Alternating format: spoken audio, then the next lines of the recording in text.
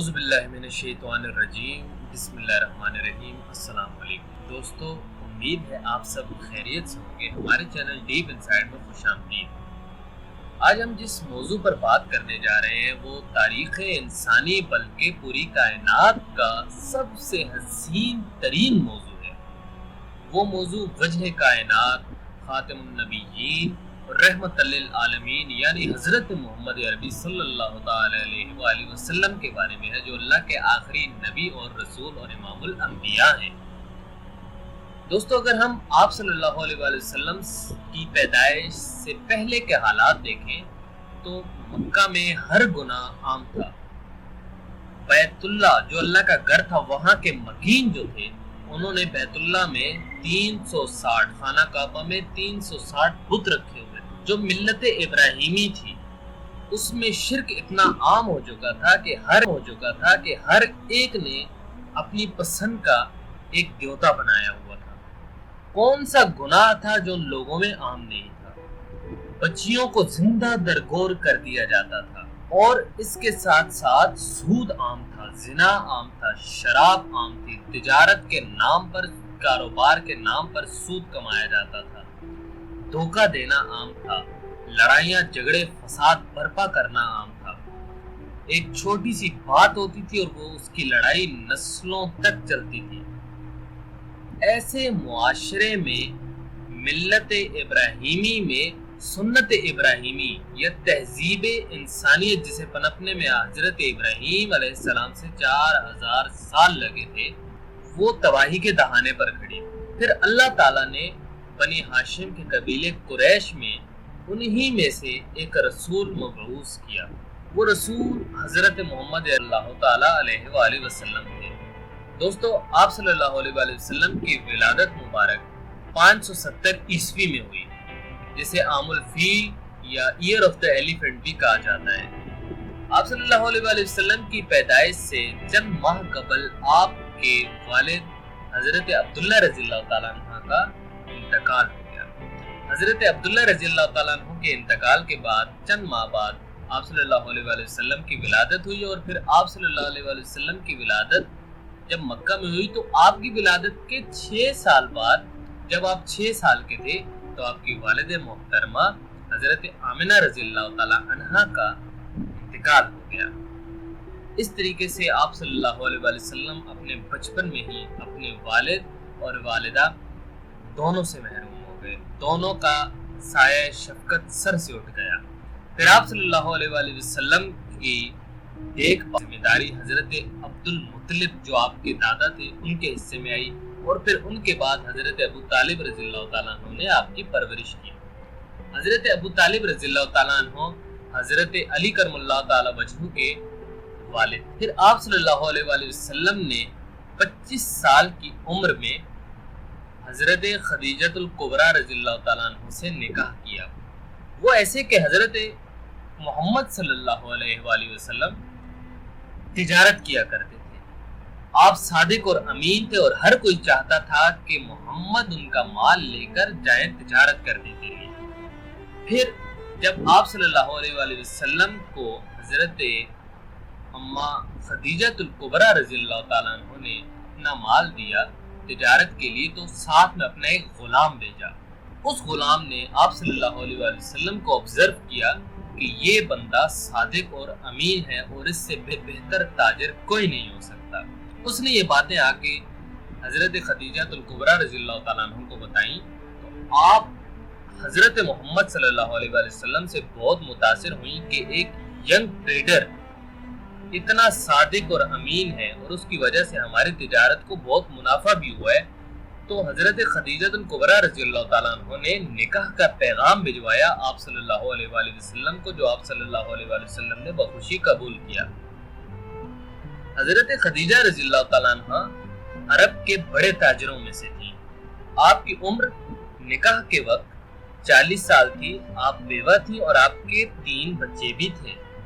اس وقت حضرت محمد عربی صلی اللہ تعالیٰ علیہ وآلہ وسلم کی عمر فقط 25 برس تھی۔ پھر اس کے بعد حضرت محمد عربی صلی اللہ تعالیٰ علیہ وسلم پر 40 سال کی عمر میں نبوت نازل ہوئی۔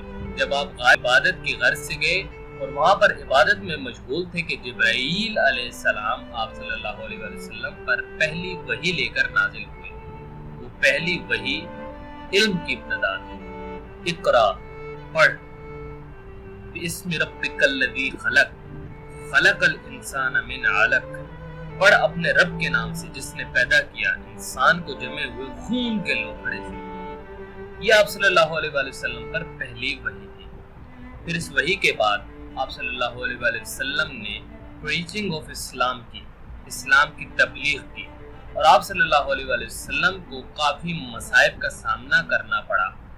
حالانکہ عرب والے یہ جانتے تھے کہ یہ شخص تاریخ میں، بلکہ موجودہ تاریخ میں بھی اور پریویس ہسٹری میں بھی، یہ شخص بہت عادل ہے، بہت صادق ہے، بہت امین ہے، لیکن انہوں نے حق بات ماننے سے انکار کیا اور بہت تھوڑوں نے اسلام قبول کیا۔ جس کے حصے میں یہ نعمت آنی تھی اس نے قبول کیا۔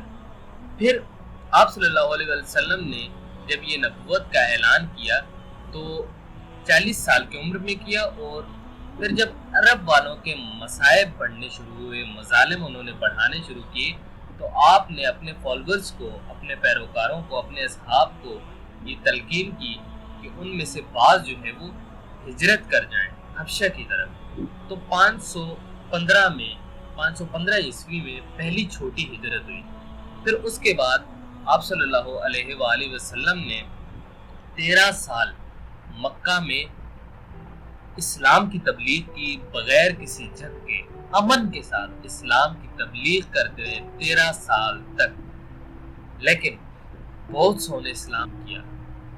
پھر آپ صلی اللہ علیہ وآلہ وسلم نے 53 برس کی عمر میں اسلام کی خاطر اور اللہ کے حکم سے مدینہ کی طرف حضرت ابو بکر صدیق رضی اللہ تعالیٰ عنہ کے ساتھ ہجرت کی۔ آپ نے 3 دن غار ثور میں قیام فرمایا، اور اس وقت حضرت علی کرم اللہ تعالیٰ وجہ آپ صلی اللہ علیہ وآلہ وسلم کے بستر پر وہ سوئے تھے۔ پھر آپ صلی اللہ علیہ وآلہ وسلم نے جب مدینہ کی طرف ہجرت کی تو ہجرت کے پہلے سال ہی، پہلا سال ختم ہوا، دوسرے سال یعنی 2 ہجری کو آپ صلی اللہ علیہ وآلہ وسلم پر جنگ مسلط کر دی گئی کفار مکہ کی طرف سے۔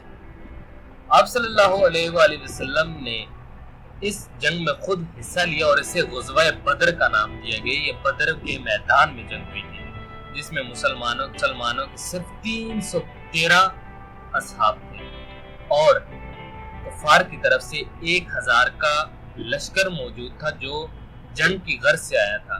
اس میں مسلم ڈیفینڈر تھے اور فقط 313 تھے، اور اس وقت اللہ تعالیٰ نے مسلمانوں کی مدد کی، کیونکہ آپ صلی اللہ علیہ وآلہ وسلم نے اللہ سے دعا کی تھی کہ یا اللہ، یہ جو 313 تیرے نام لینے والے ہیں، اگر آج یہ بھی شہید ہو گئے تو پھر اس کے بعد شاید ہی کوئی تیرا نام لینے والا نہ ہو۔ تو پھر اللہ تعالیٰ نے مسلمانوں کی مدد کی۔ پھر اس کے بعد دوسری جنگ ہوئی، پھر تیسری۔ اس طریقے سے آپ صلی اللہ علیہ وآلہ وسلم نے اسلام کی خاطر 10 سالوں میں 29 غزوات میں شرکت کی۔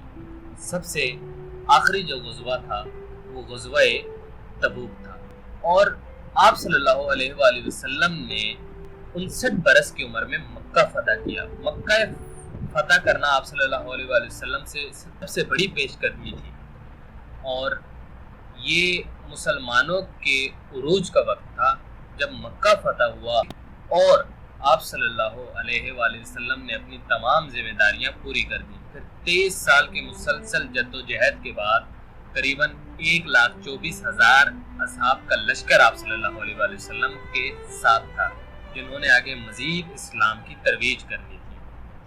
اس 1,24,000 کے لشکر میں تمام اصحاب اور مسلمان موجود تھے۔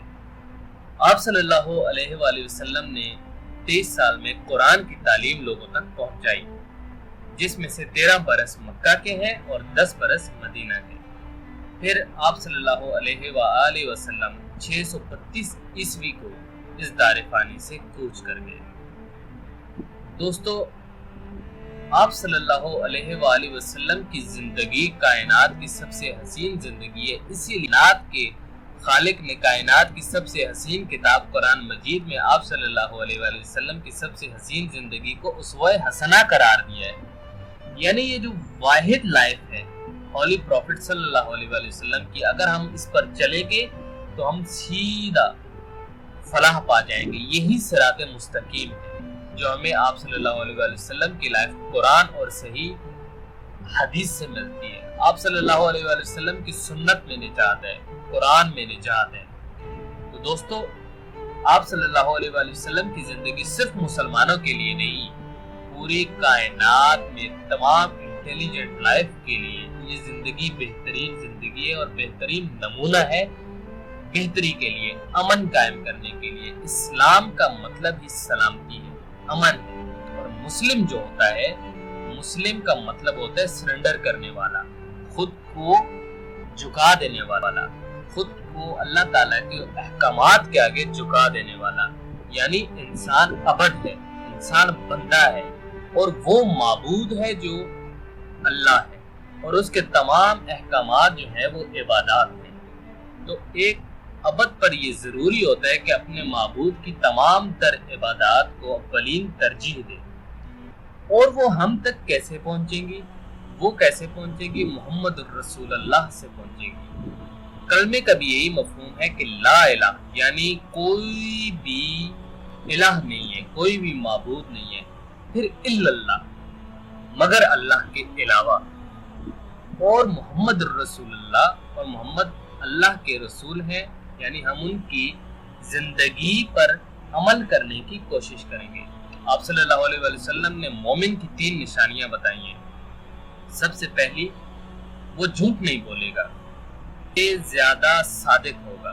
دوسری نشانی، وہ دھوکہ نہیں دے گا، امین ہوگا۔